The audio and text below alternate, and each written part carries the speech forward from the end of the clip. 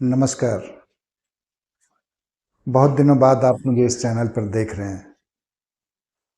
कुछ कार्य की व्यस्तता हो गई थी, जिसके चलते मैं आप लोगों को टिप्स नहीं दे पा रहा था।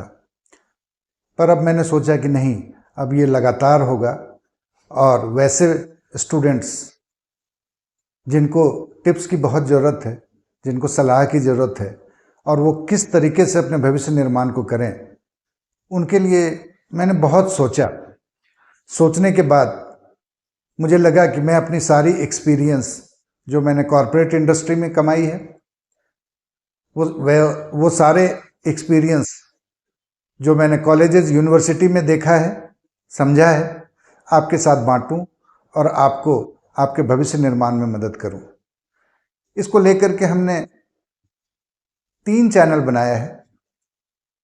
एक चैनल है वतन डिजायर, जिसपे वैसे स्टूडेंट जिनका टारगेट प्राइवेट इंडस्ट्री है, कॉरपोरेट है या फिर एंटरप्रेन्योर बनना चाहते हैं, उनके लिए है। दूसरा चैनल वतन डिजायर 7.0 वैसे विद्यार्थियों के लिए है जो चाहते हैं कि किसी भी सब्जेक्ट पे पूरी जानकारी मिले, जो उनके कंपटीशन में उन्हें मदद कर सके। फॉर एग्जाम्पल, चंद्रयान हो सकता है, रुपये कब से चलन में आए, पैसे क्यों चलन में आए, मानव का क्रमशः विकास कैसे हुआ। विभिन्न तरीके के ऐसे मुद्दे हैं जिन मुद्दों की बातें हम वतन डिजायर 7.0 में करेंगे। और एक और वैसे चैनल है, वैसे विद्यार्थी जो कंपटीशन और सरकारी नौकरी की तैयारी कर रहे हैं और चाहते हैं कि उनकी तैयारी बिल्कुल जीरो लेवल से हो। उसको ध्यान में रख करके हमने एक और चैनल का शुभारंभ किया है, उसका नाम है प्रियदर्शी अमर क्लासेस। आपको आपके जरूरत की और पसंद की कंटेंट तीनों जगह मिल जाएंगे। जैसा कंटेंट आप चाहेंगे, जिसकी जरूरत होगी, आप तीनों चैनल पर ढूंढ सकते हैं या मिल सकते हैं। आज जो आप बोर्ड पे देख रहे हैं हेडिंग, कोई हमें काम क्यों नहीं देता, ये वैसे स्टूडेंट्स के लिए है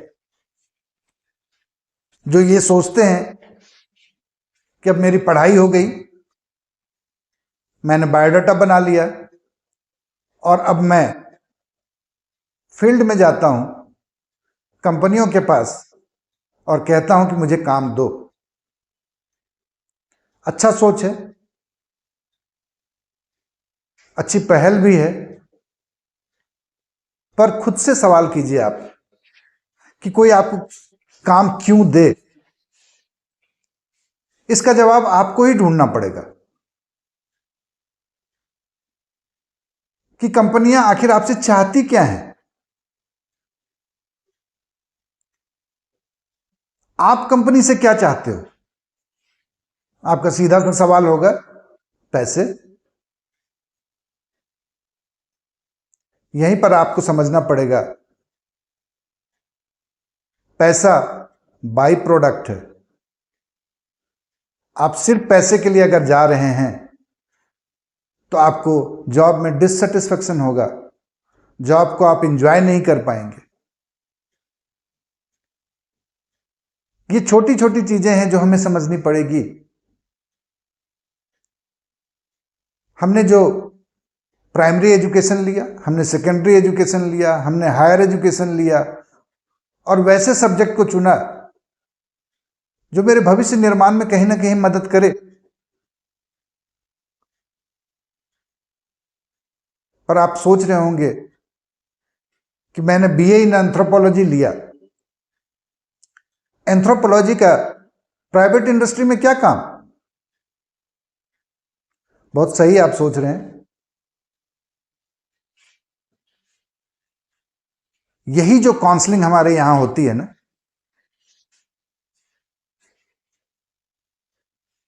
कि आप क्या चाहते हैं, यह हमसे कभी नहीं पूछा जाता। हमारी रुचि क्या है, हम किस तरीके के काम को करना पसंद करते हैं। क्या हमें फोटोग्राफी पसंद है, क्या हमें हॉस्पिटैलिटी इंडस्ट्री पसंद है? अगर पसंद है तो उससे रिलेटेड हमने क्या पढ़ाई की है, क्या हमारे पास उसकी कोई बेसिक्स हैं? और अगर नहीं है तो हमारे पास स्किल भी नहीं है। आज प्रधानमंत्री जी बहुत जोर दे रहे हैं, स्किल इंडिया, स्किल मिशन, बहुत जगह क्लासेस भी चल रहे हैं, पढ़ाई भी हो रही है। बट क्या हमें 1 2 3 महीने में वो स्किल मिल जाता है?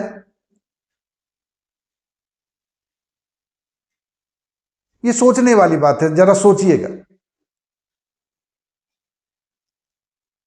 कोई भी एम्प्लॉयर जिसने इतनी बड़ी पूंजी लगाकर इतना बड़ा इंडस्ट्री खड़ा किया हुआ है, वो अनस्किल्ड को क्यों रखे और साथ ही साथ आपको पैसे भी दे? बहुत सारे बड़ी इंडस्ट्री है जिसके यहाँ अप्रेंटिसशिप प्रोग्राम चलता है, वो इसी के लिए कि आपके पास में वो स्किल हो जाए, फिर वो आपको एम्प्लॉय करें। बट एक सर्वसाधारण सामान्य स्टूडेंट यही चाहता है कि मुझे बीए की डिग्री हो गई, मुझे एमए की डिग्री हो गई, अब मैं जॉब करने जाऊं। आप एक ऑफिस में जाते हैं और आप कहते हैं कि सर मुझे जॉब चाहिए। आपको पता ही नहीं कि ऑफिस मैनेजमेंट होता क्या है। आप कभी ये तक सर्च नहीं करते कि ये कंपनी का प्रोफाइल क्या है, कंपनी किस तरीके का काम करती है, क्या मेरे पास वो स्किल सेट है। तो सबसे पहले तो आपको ये डिसाइड करना पड़ेगा कि आपकी रुचि किस तरीके की इंडस्ट्री में है। क्या आप रिटेल इंडस्ट्री में जाना चाहते हैं? क्या आप फाइनेंशियल सेक्टर में जाना चाहते हैं? क्या आप एविएशन इंडस्ट्री में जाना चाहते हैं? क्या आप एजुकेशन इंडस्ट्री में जाना चाहते हैं? यह आप ही को डिसाइड करना पड़ेगा आपकी रुचि के हिसाब से, और फिर उसके हिसाब से आपको अपने स्किल को डेवलप करना पड़ेगा। अब 2 तरीके के स्किल होते हैं। पहला स्किल जो होता है उसे कहते हैं हार्ड स्किल।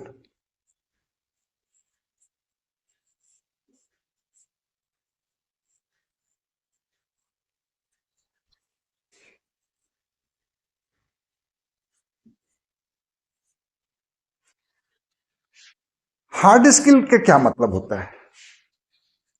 हार्ड स्किल का मतलब होता है कि जिस इंडस्ट्री में आप जा रहे हैं उस इंडस्ट्री का नो हाउ। सपोज करें कि आप फोर्जिंग इंडस्ट्री में जा रहे हैं तो आपको फोर्जिंग आनी चाहिए।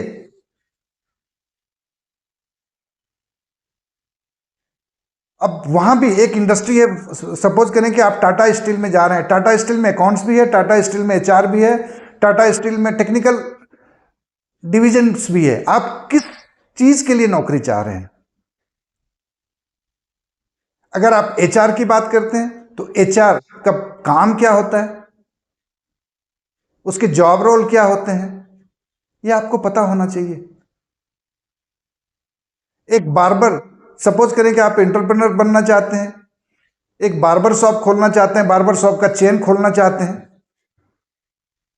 क्या आपके पास में हेयर कटिंग का कोई स्किल है? तो आपका सीधा सवाल होगा क्या स्किल होना जरूरी है? हार्ड स्किल, मैं तो एंटरप्रेन्योर हूं, मैं तो इन्वेस्टमेंट कर रहा हूं, मुझे क्यों आना चाहिए? बहुत अच्छा सवाल है। तो आप बिजनेस को मैनेज करना चाहते हैं, बिजनेस को मैनेज करने के लिए जो स्किल चाहिए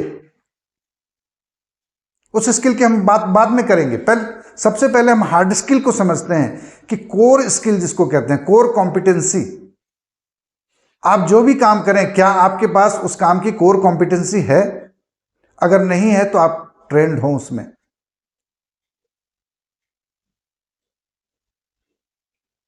लेकिन उससे भी जो ज्यादा जरूरत है, जो हर इंडस्ट्री में जरूरत होती है, उसको कहते हैं सॉफ्ट स्किल।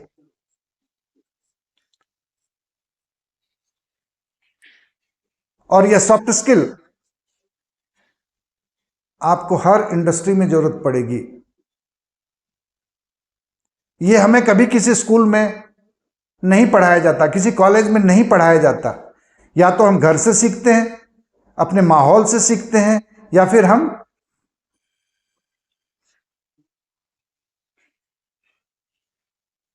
या फिर हम ऐसे जगह कोचिंग या इंस्टीट्यूट में जाते हैं जहां पे सॉफ्ट स्किल सिखाया जाता है। सॉफ्ट स्किल कई एक तरीके के होते हैं। हर सॉफ्ट स्किल को सीखा जाता है। ये सिर्फ काम के या जॉब प्लेस पे ही काम नहीं आता। सॉफ्ट स्किल हमें हमारे घर में भी काम आता है। जैसे क्या चीजें होती हैं इसमें, मैं कुछ एग्जांपल्स अभी दे रहा हूं। डिटेल्स में एक एक क्लासेस पे जब हम लोग बात करेंगे तो उस पर पूरी बात करेंगे। पहला जो है वो है कम्युनिकेशन स्किल, बातचीत करने की कला। आप किसी भी इंडस्ट्री में जाते हैं तो सबसे पहला जो रिक्वायरमेंट होता है, या आपके इंटरव्यू में के दौरान ही देख लिया जाता है, क्या आपके पास में कम्युनिकेशन स्किल है?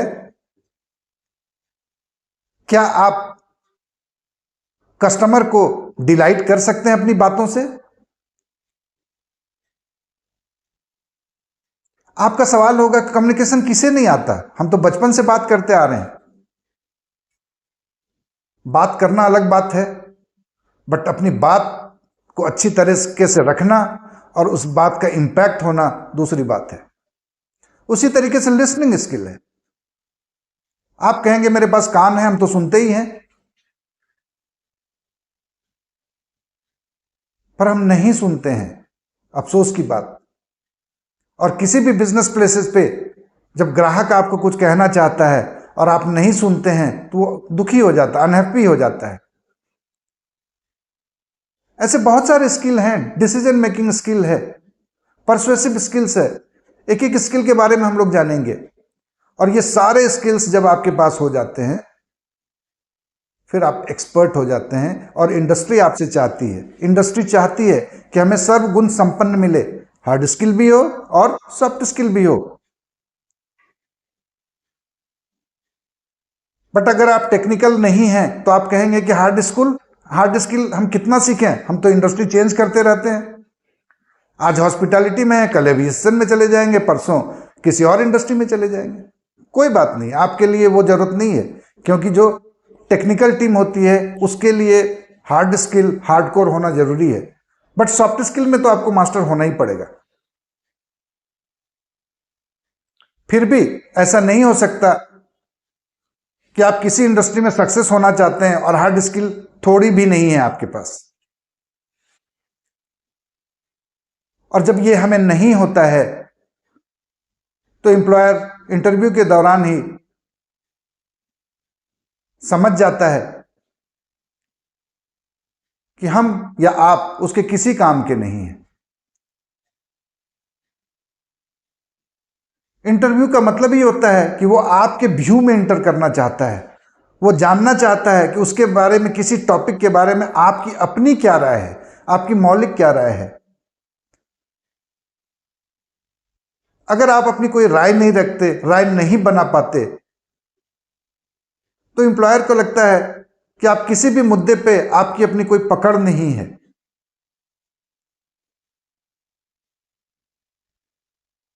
वो आपके नजरिए से उसको देखना चाहता है। आप कहते हैं कि सर आपके यहां छुट्टी कितने बजे होती है? कुछ ऐसे बेतुके सवाल आप करते हैं। सर सैलरी का आपके यहां डेट क्या है?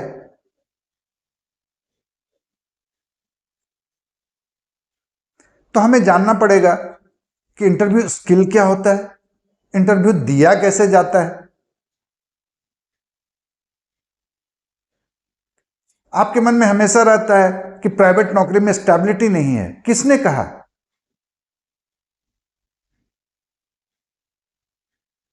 स्टेबिलिटी है, वैसे लोगों की है जिनके पास में स्किल सेट है, जो कंट्रीब्यूट करते हैं कंपनी में।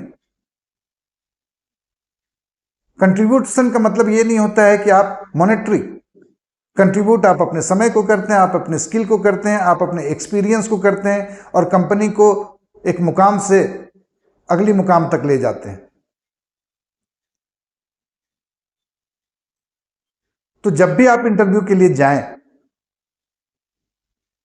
सबसे पहला आप ये देखें कि आपकी रुचि क्या है। ये नहीं कि कहीं भी वैकेंसी देखा, पेपर में देखा, किसी ने बताया, कंसल्टेंट ने कहा कि वहां पे जगह खाली, आप चले गए। आपके पास वो स्किल नहीं है तो आप ना जाएं, और कम से कम ये पता करने की कोशिश करें कि उस एम्प्लॉयर को क्या स्किल सेट चाहिए। आपकी डिग्री की सिर्फ कोई कीमत नहीं है, आपकी स्किल की कीमत है।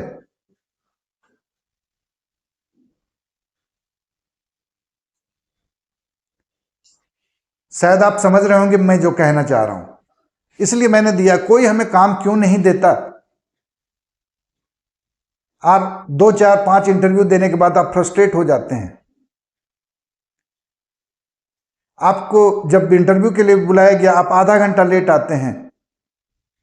आपकी इंटरव्यू स्टार्ट हो चुकी है, पहला फेल्योर यहीं पर है कि आप आधा घंटा लेट हैं। आप एक्सक्यूजेस देते हैं। आपको 1 घंटा वेट करने को कहा जाता है और आप फ्रस्ट्रेट होते हैं। ये कोई समय तरीका है? बुला करके बैठा दिया, आपका इंटरव्यू चल रहा है, वो चेक कर रहा है आपका पेशेंस। लेकिन उससे पहले ये तो जाननी जरूरी है ना कि इंटरव्यू में होता क्या है। और यही कारण है कि आप इन तरीके के हिडन इंटरव्यू को समझ ही नहीं पाते हैं कि मेरा इंटरव्यू भी चल रहा है।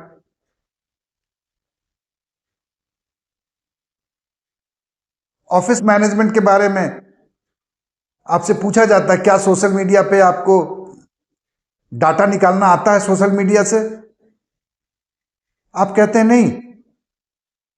और आप किस लिए गए हैं? मार्केटिंग का काम के लिए गए हैं, सेल्स का काम के लिए गए हैं। आपके पास ये स्किल नहीं है।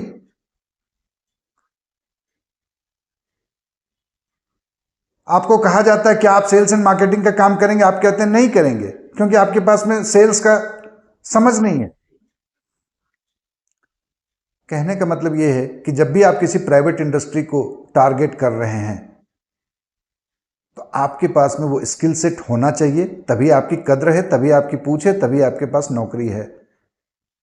एक एमबीए वाले को 5,000 रुपया भी सैलरी देने को कोई तैयार नहीं होता, किसी को 5 करोड़ भी। आपने सुना होगा। आखिर क्या डिफरेंस पैदा करता है? वही है स्किल सेट, आपका एटीट्यूड। बहुत मजेदार बात मैं आपको बताता हूं कि आज के यूथ एटीट्यूड को घमंड के साथ कोरिलेट करते हैं, जबकि एटीट्यूड बहुत अलग चीज है। और वो कहते हैं बड़ा एटीट्यूड वाला लड़का है या बड़ा एटीट्यूड वाली लड़की है। उनसे पूछिए कि आप एटीट्यूड का मतलब क्या समझते हो? घमंडी है। आपको समझना पड़ेगा कि एटीट्यूड होता क्या है।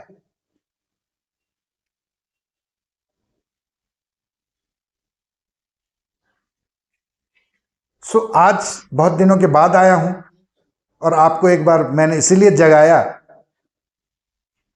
इस टॉपिक को डाल करके कि उठो, जागो और समझने की कोशिश करो कि कोई आपको जॉब क्यों नहीं देता। प्राइवेट इंडस्ट्री में जॉब की बाहर आने वाली है। कोरोना का टाइम खत्म हो गया है, इंडस्ट्रीज फिर से अपने लय में आ चुके हैं और युवाओं के लिए बहुत सारा अपॉर्चुनिटीज मार्केट में अवेलेबल है। मैं वैसे स्टूडेंट की बात नहीं कर रहा जिनका एम सिर्फ और सिर्फ सरकारी नौकरी है, पर मैं उनसे भी कहूंगा कि अपना सेकंड ऑप्शन जरूर रेडी रखना चाहिए। हम नहीं जानते कि मेरा सरकारी नौकरी होगा या नहीं होगा, क्योंकि इतनी भीड़ है। बट वैसे लोग जिन्होंने अपना माइंड मेकअप कर लिया है कि मुझे प्राइवेट इंडस्ट्री में जाना है,